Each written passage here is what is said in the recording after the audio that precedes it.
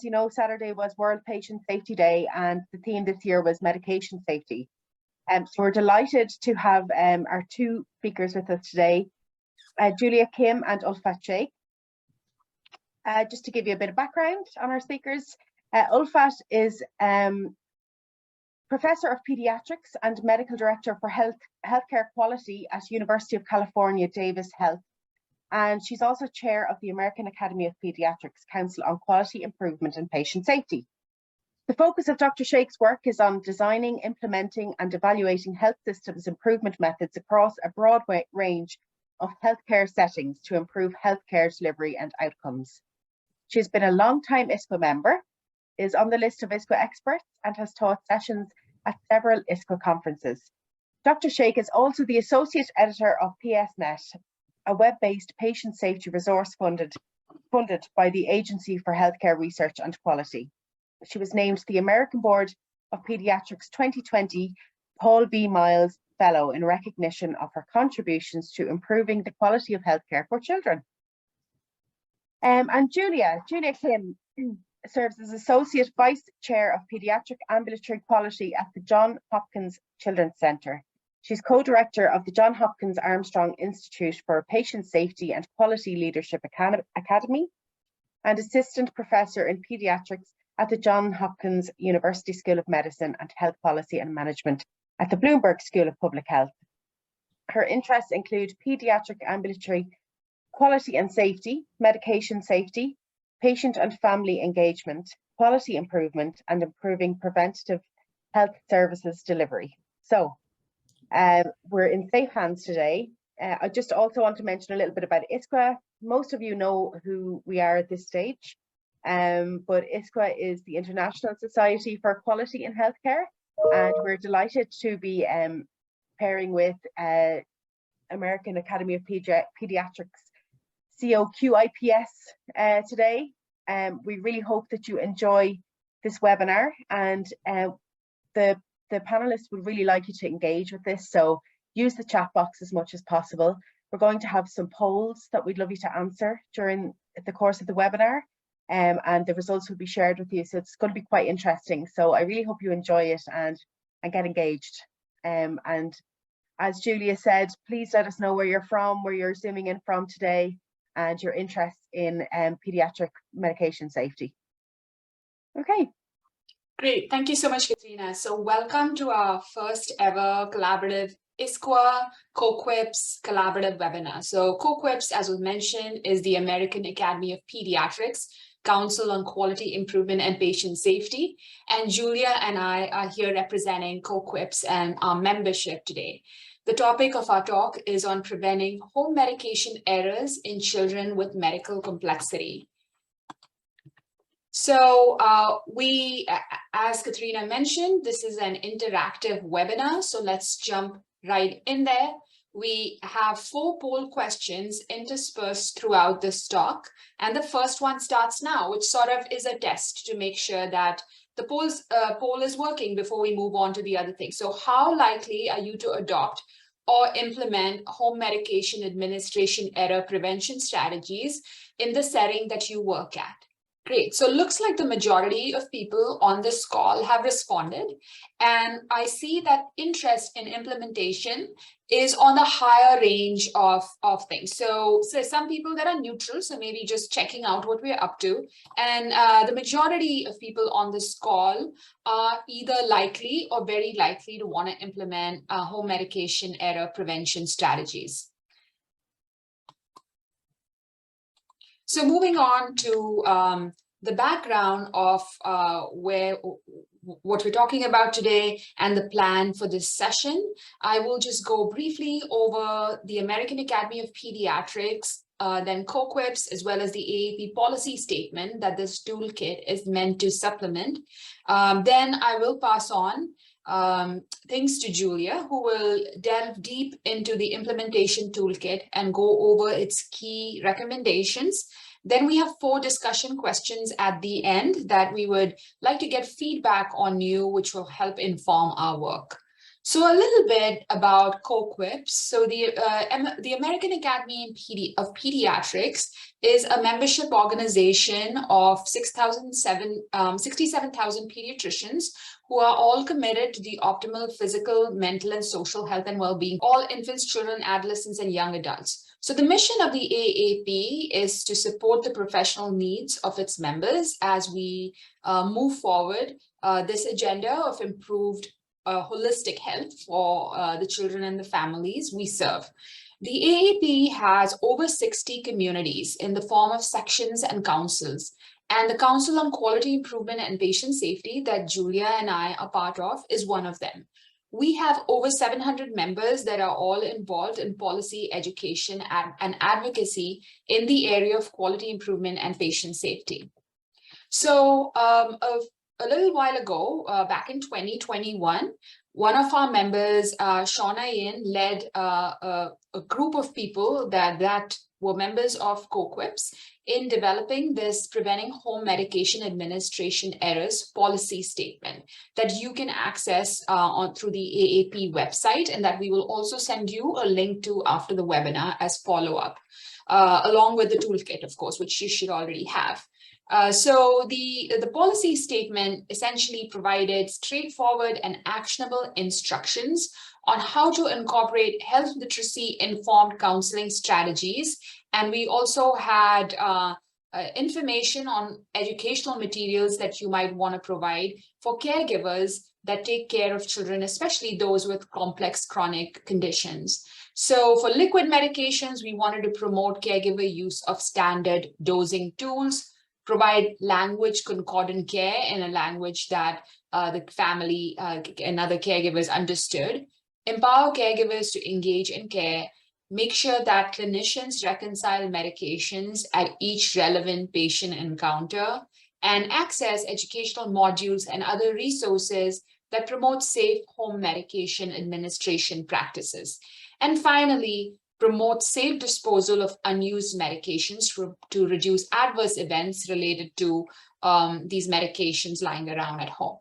So our problem statement for this particular toolkit that Julia and I are going to be speaking about is that pediatric out-of-hospital medication errors are a frequently occurring problem, especially in children with medical complexity. When we look at the literature, there are over in the United States, there are over 200,000 out-of-hospital medication errors in children that are reported annually to poison control centers. And a third of them involve very young children, those that are 6 years of age or younger. And when you look at the gravity of the situation, one child every 8 minutes is affected through such medical errors in the United States. When we look at what happens to these children, there were 25 deaths in the cohort of children that were studied when these data were analyzed. A small number, about 4% of them were treated and released from a healthcare facility, but then we still had children who were admitted to a non-critical or critical care unit for care related to these errors. And when we looked at prospective studies that have been conducted, we found that there was, this is a pretty common thing that could occur in the outpatient setting. Many of these errors can be serious, and this especially affects children who receive multiple prescriptions. So these would be kids with chronic conditions that have complex medication regimens usually administered at home. They tend to be on multiple medications. They are usually on high-risk meds like insulin or chemotherapy or steroids or anti-seizure medications or analgesics. When in a study that looked at children with sickle cell disease and seizure disorders that looked at 280 medications that these children used, the group that did the study found 61 medical errors, including 31 errors that had the potential to injure the child. So now that you know that medication errors occurring at home are a serious public health issue, let's look at the types of medication errors that can occur. So the types of errors that occur have a broad range, ranging from wrong medication prescribed to wrong dose, wrong concentration or a preparation error, taken for the wrong duration or frequency. We're also looking at drug-drug interaction, known allergies to a medication despite which the medication was prescribed, omitted or duplicated medications, and then finally medication orders that people just forgot to discontinue and that the child kept taking. So our group, as part of developing this toolkit, our process involved creating an expert committee of people that knew this area really well, and then working with them. So these were all COQUIPS members, and we worked with them to do a root cause analysis or cause and effect diagram that you see on the screen in front of you of the potential causes of home medication administration errors.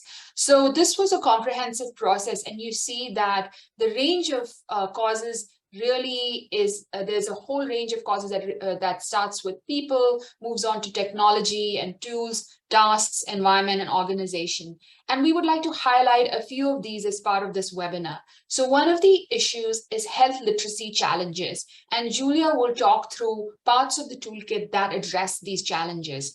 We also had lack of processes for identifying, reporting, and reviewing errors in the outpatient setting.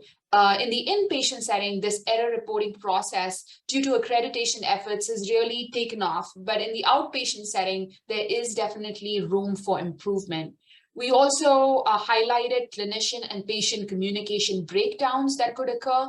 And then finally, a lack of standardized process for medication review and reconciliation that is frequent enough to prevent such errors.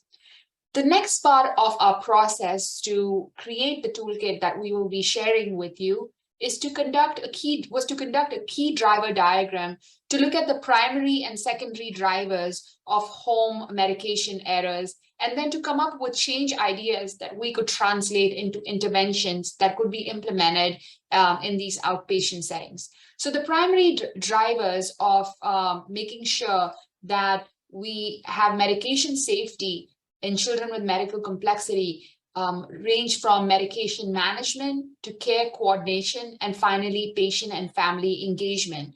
So these were translated into change ideas that, again, the toolkit deals with. And I'd like to highlight just a few of these change ideas. So the first one that you will hear about is how to create or enhance your clinic error reporting system to make sure that these errors are captured, that near misses are captured as well.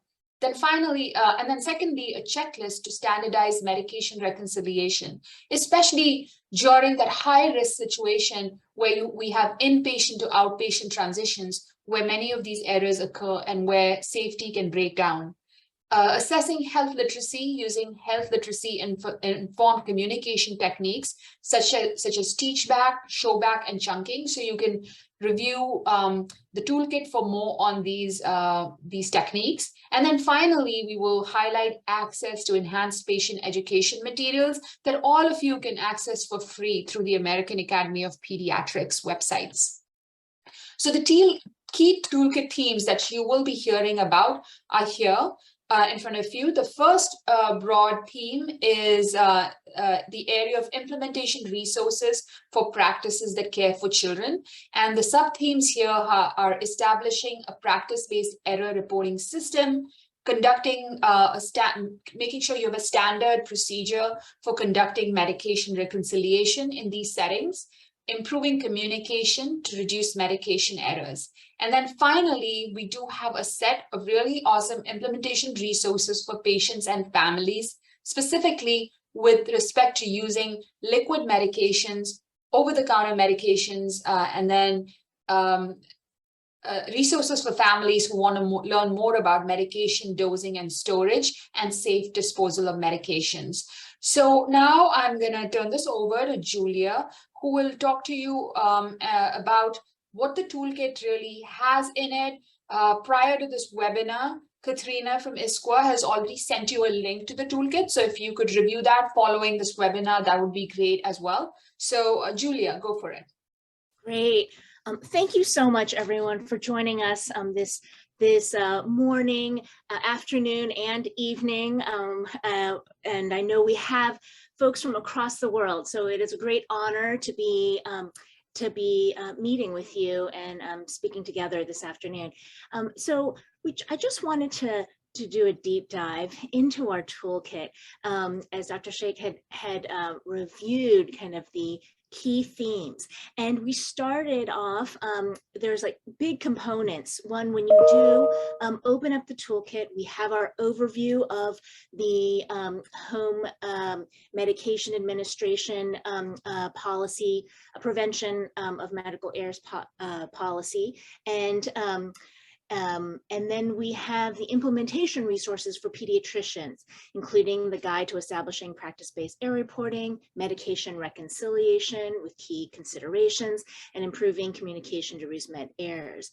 And then we have our section on implementation resources for patients and families. And so I will be going and reviewing each of these sections and highlighting some of the key tools that we have reference links to in the toolkit. Next slide, please. And so when you open the toolkit, you will see the first section on practice-based error reporting system. And this is what it'll look like, and we'll go through the key 10 steps, and then there'll also be links that you can access from the toolkit. So I'll be taking each step and then highlighting some of the key resources. So as part of establishing a practice-based reporting system, and again, I will say that this topic was identified during our Fishbone RCA process that Alpha had shared, and we identified this need to develop a practice-based error reporting system because in many practice settings, especially in the ambulatory setting, there was a lack of a process for identifying, reporting, and reviewing errors. And we wanted to focus and include an organizational level intervention and not just a provider level intervention. And so the first step is to prepare. And this involves educating staff and building a safety culture and emphasizing and reviewing that preventable adverse events are frequent but often unrecognized and unreported, especially in the ambulatory setting, and that near misses are also important to consider. Dr. Dan Nespiel, who was on the team to develop this toolkit, has published an article on preventing medical errors in your practice, which provides a template to be able to report, to identify, capture information in reporting errors. The Johns Hopkins Armstrong Institute for Patient Safety and Quality also has a tools through their comprehensive unit-based safety program. And this CUSP program aims to improve the culture of safety and also provides frontline caregivers with tools and support to identify and tackle any hazards that threaten patients at the unit or clinic level. So one of those tools is how to conduct a culture checkup. Another step in preparing is to check with legal and risk management regarding disclosure policies and to understand local mandatory reporting requirements. The American Academy of Pediatrics has a policy statement on the disclosure of adverse events in pediatrics, and we are currently in the process of updating this policy statement. Next slide, please. The next step includes assembling a team, as with all quality improvement and patient safety endeavors, and to identify the physician and provider champion, include representatives at all staff levels, and then also to strongly consider including family representatives, and if with adolescents, even patient representatives. And so the Institute for Patient and Family-Centered Care have a number of tools, including a mini toolkit on partnering with patients and families to enhance safety and quality, as well as advancing the practice of patient and family-centered care in primary care and other ambulatory settings, and which is a resource specific to PEDS ambulatory care or primary care. And then also, as part of the Armstrong Institute CUSP toolkit, there are resources dedicated to assembling a CUSP team and being mindful of the composition of your QI team. The next step is to determine your patient population. And as in our case, we were focusing on children and youth with special healthcare needs and children with medical complexity, both of which have different specific definitions. And so it is important to just specify your definitions as you embark on your improvement project to, and in this case, to establish your practice-based event reporting system. Which population will you include? And then the next step is to train your team in quality improvement skills, root cause analysis skills, and systems improvement approaches. And the Institute for Healthcare Improvement has a number of a wealth of resources to draw from to build on all of these skills. The National Patient Safety Foundation convened a panel of subject matter experts and stakeholders and evaluated best practices around RCAs and developed guidelines for health professionals to standardize the process. And they had renamed that process RCA squared to improve root cause analyses and actions to prevent harm. And so that is a tremendous resource, as well as the Armstrong Institute CUSP tool, the Learning from Defects tool, which really takes a structured approach to helping your teams to identify systems level factors that can contribute to defects and to plan improvements and sustain those improvements. The next step is choosing a reporting tool, and this will differ depending on your setting. Sometimes it's starting with paper or integrating it as an electronic tool.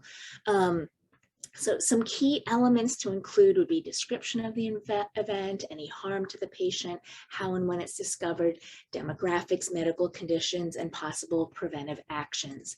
Dr. Nespio in his article had included, and this is an example of a possible paper template to report these and capture these events.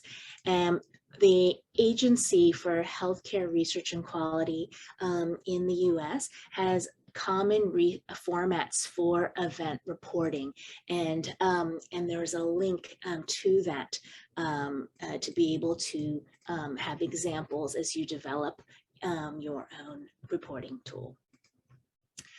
The next steps include planning team meetings, keeping records, noting local reportable events, and then there's just a number of tools that you can find in the CUSP toolkit to be able to help out with these team logistics. Next slide is other steps include reporting to practice staff, and it's important to let the entire practice staff know and keep them updated on regularly on events and recommendations, and to reinforce that more reports helps to improve outcomes, and to really to identify those areas needing improvement, and then to recognize practice or individuals for reporting, and then to also have a follow-up system for interventions and monitoring. And so some tools that people use include Good Catch Awards, and there is a link in our toolkit on patient safety reporting systems, an article on sustained quality improvement using a multidisciplinary team and Good Catch Awards. The next section of our med safety implementation toolkit aligns with our policy statement recommendations to reconcile medications at each relevant patient encounter to prevent medication errors. And this is based on evidence-based patient safety strategies for improvement. And so when you open the toolkit, you'll see a number of pages, a number of links, but we'll be going through each of the some of these key considerations. Next slide, please. And so key considerations include assigning MedRec roles to clinic staff, standardizing med history interviews and the med review process, verifying, maintaining accurate medication lists, reconciling discrepancies, and ensuring the use of patient and family-centered approach in each step, and ensuring follow-up. And other important considerations also include addressing adherence, disposal of medications, educating staff, educating patients, and addressing language differences or the need for the use of an interpreter, and the screening for social determinants of health, which have a huge impact on patient outcomes. And so we wanted, as part of the medication reconciliation tools, we wanted to bring your attention to the Agency for Healthcare Research and Quality toolkit on medications at transitions and clinical handoffs, or the MATCH toolkit for medication reconciliation. And on the next slide, in this MATCH toolkit, there are a number of different chapters that, that address the various steps of the MedRec process. And so we have links to that, all of these in our toolkit for use for pediatric medication reconciliation. Next slide, please. And so for assigning roles to clinic staff. So it's just important to, as a team, determine who will do and carry out each step of the MedRec process, and who will remind families to bring all their medications to the visit if that's the process of your clinic and clinical area, or write down any questions, asking them to write down any questions that they have and to bring them to the clinical space, or to take a medication history and verify and reconcile medications, and who will provide education using the teach back method, who will print the medication list. So there's specific chapters like building the project foundation, including the teams and scope, or assembling a MedRec team that you can find in the ARC-MATCH toolkit. Next slide, please.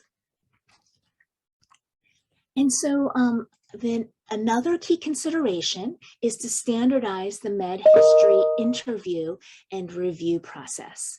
And so to look for ways to make medication reconciliation a value-added process to your existing workflow, and to conduct med review at each visit, and to consider integrating discussions to be expected at a set point during visits.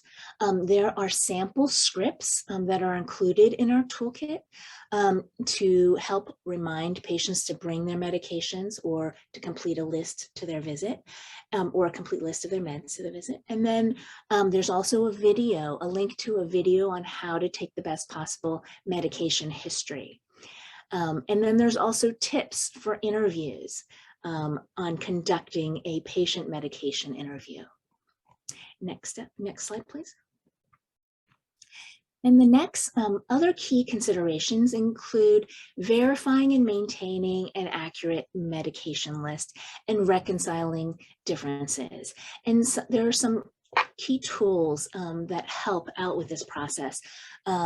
One is from the HRQ, the ARC Health Literacy Universal Precautions Toolkit, and there's a conduct a brown bag medicine review tool that encourages patients to bring their medications to the visit to be able to review and to engage in the review and reconciliation process.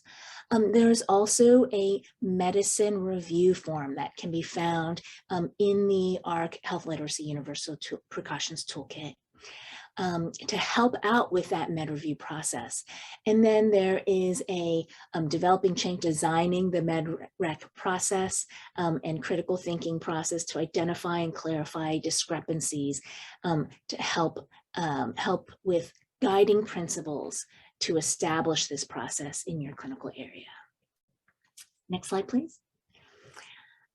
Other key considerations include ensuring the use of patient and family-centered approach in each step and to ensure follow-up. And on the ARC website, we have links to the ARC Evidence Now Tools for Change, which include tools to engage with patients and families in evidence-based care and quality improvement. And there are also links to communication self-assessments in the ARC Health Literacy Universal Precautions Toolkit.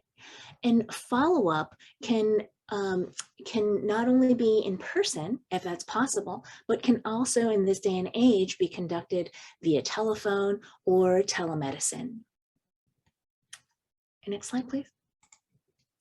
So the next section of our medication safety implementation toolkit is on improving communication with patients and families. And some clinics have found that this is the area that they needed to focus on most in improving medication safety for their patients.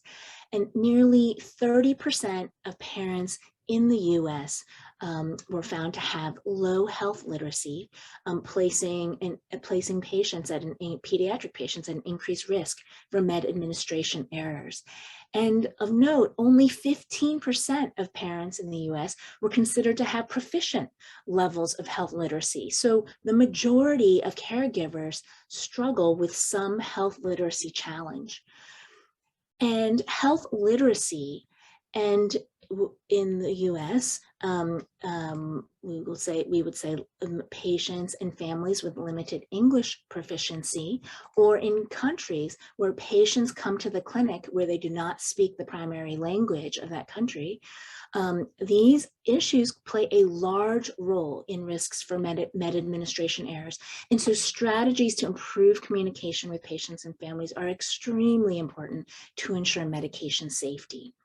And so this section provides tools that support policy recommendations to provide straightforward and actionable instructions and to incorporate health literacy informed counseling strategies such as teach-back methods. Next slide, please. And so the guide to improving provider communication of pediatric medication instructions include these key steps, very similar to the steps found in the other sections of our toolkit. And so we will do a deep dive into some of these steps.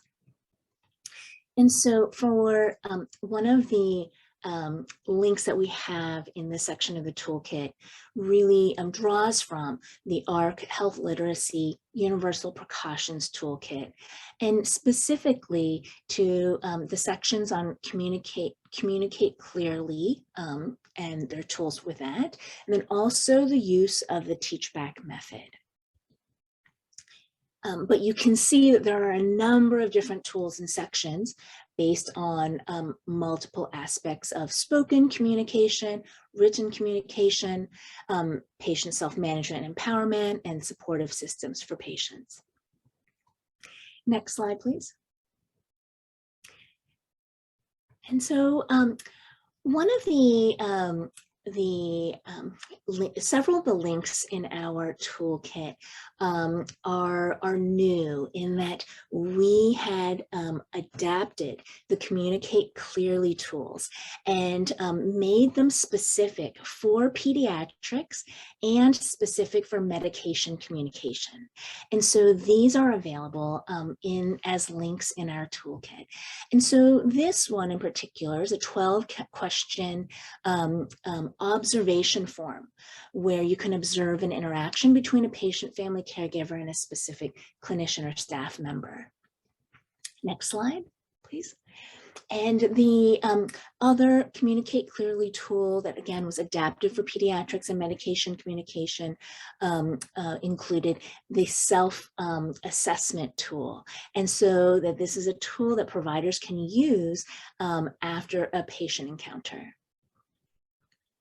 And then the next tool is a brief patient, family, caregiver feedback form so that patients and families can give us honest feedback on the medication instructions that they were given. And there are also tools and links about the teach back method.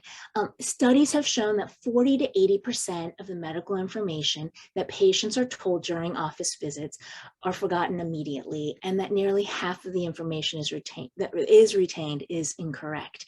And so the teach back method can really help to clarify the communication done between providers and patients and families.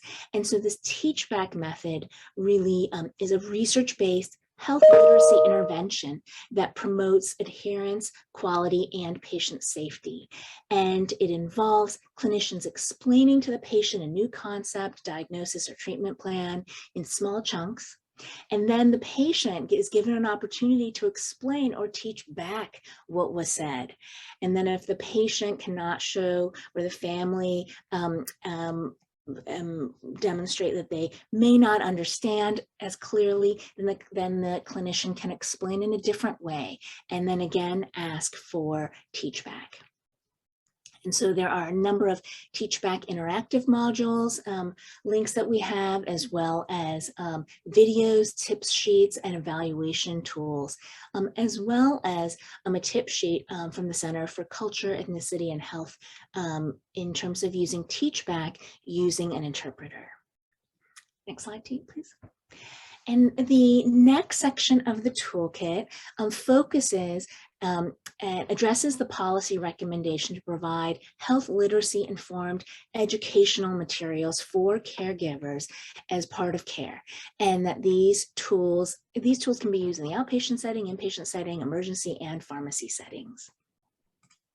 And the implementation resources for patients and families include how to use liquid medications, how to use over-the-counter medications and dosing, medication dosing and storage, or how to safely dispose of medications at home. And there are links to videos, handouts, tables, and pictographs.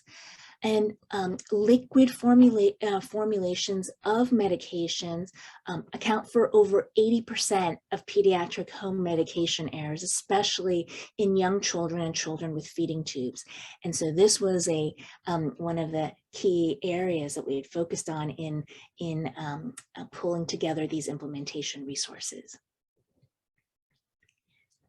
And so this is, these are some examples of implementation resources for patients and families. And our toolkit team helped to revise existing patient family handouts that can be found on the healthychildren.org website. And there's a strong use of pictographs because the pictographic dosing diagrams as part of written instructions have been shown to have more than 5-fold reduction in dosing errors, especially with prescribed daily dose medications, if it's used in addition to counseling. And then also studies have shown 2-fold decreased odds of errors with the use of text plus pictographic dosing instructions compared to just text-only instructions. Also, dosing cups have been associated with an over 3-fold increased odds of errors compared with oral syringes. So we also wanted to make sure that that was included, instructions on that were included in these resources. And then also pictographs support not using spoons. This is a non-standard dosing tool, and that it is important to counsel because caregivers have a 4-fold increased odds of grabbing a spoon when the dosing instructions are given in teaspoon units. And a spoon can vary widely from 2 mLs to 9 mLs in dosing, which can lead to significant errors in our infants and children. Next slide, please. And so our resources for patients and families also include the use of over-the-counter medicines and other medication safety tips for families. And caregivers and patients do not receive guidance, much guidance from healthcare providers on the use of over-the-counter medications. And so we wanted to make sure that these handouts were available. And nearly 60% of US caregivers report difficulty understanding the over-the-counter medication labels. And 1 in 3 have reported having great or moderate difficulty. And so hopefully these handouts will really help to break down the messages on the labels. Next slide, please. And so the next few slides really show the dosing charts that incorporate pictographs and that endorse the use of milliliter only dosing to prevent overdoses and treatment errors in children. And so we have them for acetaminophen dosing tables, we have them for ibuprofen, as well as diphenhydramine. So 3 of our most common over-the-counter medications used in the US. And the Center for Disease Control in the US have website resources that we have links to. And this aligns with the WHO medication safety, medication without harm campaign. And the key aspects highlight the use of appropriate dosing units and counseling caregivers on storing dosing tools with medication safely with their up, away, and out of sight campaign with handouts, videos, posters, and coloring books that are all linked. And then the last one was just the Food and Drug Administration in the US also has website resources that we have links to for the safe disposal of medications, including drug disposals for there's a non-flush list medications for those medications that should be put into the trash and how to safely dispose of those, and then those versus those that can be flushed in the toilet. Thank you. Great, thank you, Julia. So I see a number of questions in the chat, and I'm gonna while I conduct the poll, while Katrina and I conduct the poll for the rest of the session, I'll have Julia just take that time to go review those questions so we can come back and answer those for you. So toward the end of the session, we included 4 discussion questions because one of the key elements of creating a policy statement and this accompanying toolkit that went with it is to help people implement the toolkit in their practice settings. And so the 4 questions here basically are to aid us in understanding how best to assist people around the US and now around the world in implementing this toolkit. So the first question for you is right here, if you could help us by answering it. So which area in the toolkit would you focus on first with consideration to feasibility and overall potential to improve care? So the 4 areas were establishing a practice-based error reporting system, standardizing medication reconciliation, improving communication to reduce medication errors, and then finally, implementation resources for patients and families. So which one would you tackle first in your own setting?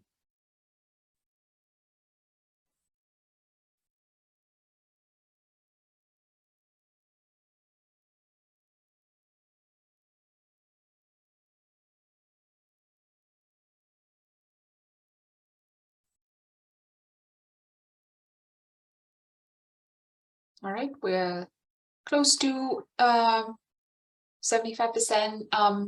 that answered. So the majority of you mentioned that improving communication to reduce medication errors would be potentially the first area that you would focus on. Great. Thanks, Katrina. So you can take that down. Maybe we can move on to discussion question 2.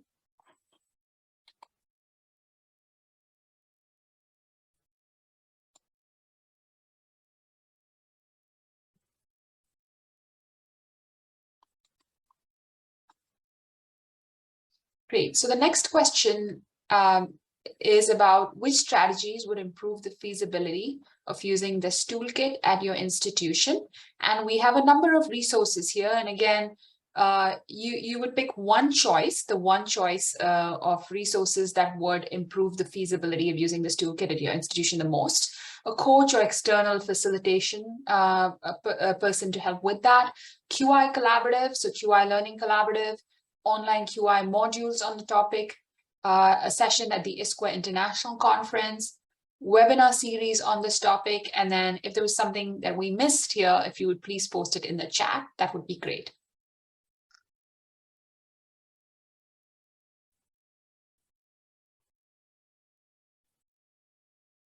Great. So the majority of the people on this call mentioned a QI learning collaborative as a potential intervention that could help. And then we had a smaller group of people mention webinar series or an online QI module. And then we'll review the chat for your other ideas as well. Great. Let's move on to the third question. This is just type in the chat. How would you anticipate adapting the use of the toolkit resources we just went over in your practice setting? Again, just use the chat box. We just want to learn about local adaptations that people on this webinar might do. Again, this sort of helps us support those adaptations in various settings. So how do you think you would adapt some of these toolkit resources in your practice setting?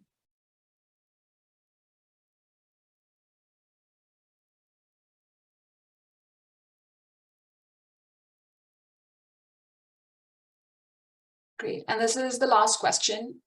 This is a 10-point scale, essentially telling us how likely you are to adopt or implement home medication administration error prevention strategies now that you know about the toolkit. So again, responses ranging from 1, which is very unlikely, to 10 responses. It does seem that the majority of people on this call are at the point where readiness to adopt or implement these potentially be using some of these resources to implement error prevention strategies in their own setting. And the reason we asked you these questions is to help CoQuips and potentially ISQua work together to implement some of help you implement some of these resources in your own practice settings. So I'm going to end the poll now, and Julia and I could move on to answering some of the questions that are in the chat.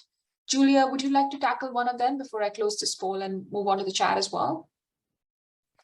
Yes, and I was just I was like typing, but I think it's actually always better to bring it up in person.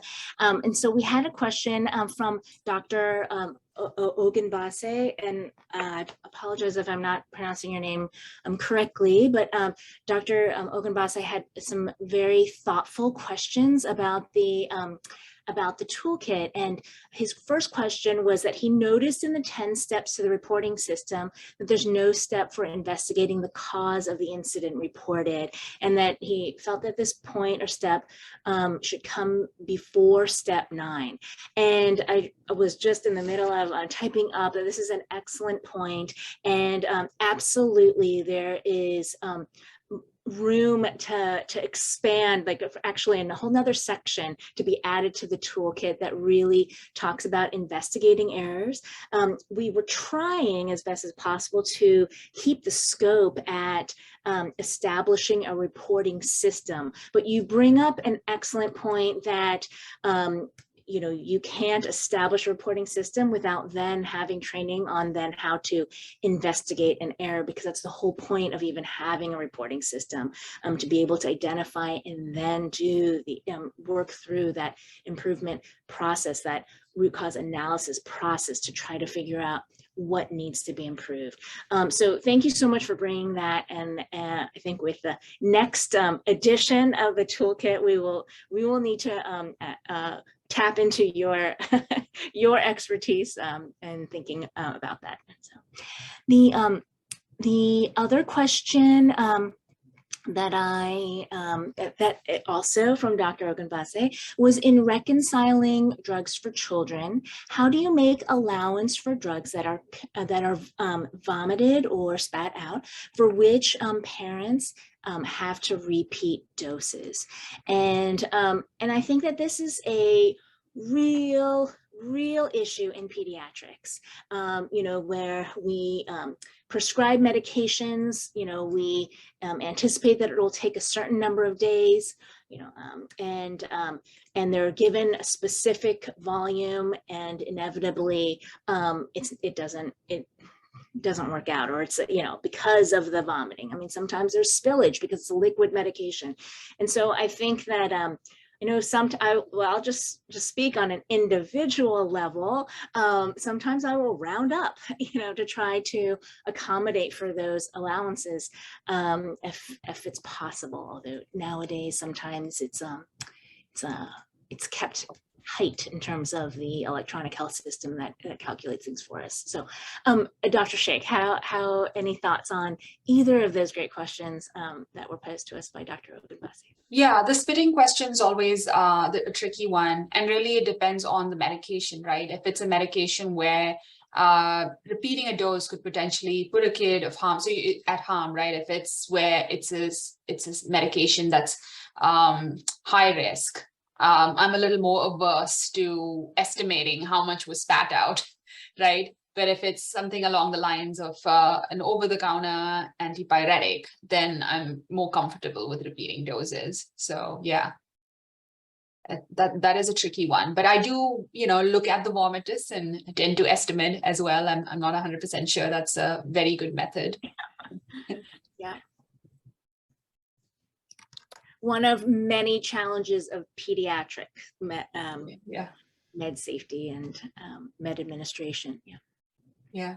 And thank you so much for all of those amazing comments and very helpful comments to us as we design the next steps of our intervention here. Many of you have brought up system level issues, such as issues with time, getting staff and leadership to adopt these changes, systems where various stakeholders, including unions, have to be convinced to adopt issues. And so here I'm thinking, Julia, that potentially integrating some of the change management strategies that we actually had a session at a past ISQua meeting with Dr. Peter Larkman, and that I was fortunate to participate in as well, about change management in healthcare quality, but integrating some of those best practices in as we work toward implementation would be great. Absolutely. It's a great idea.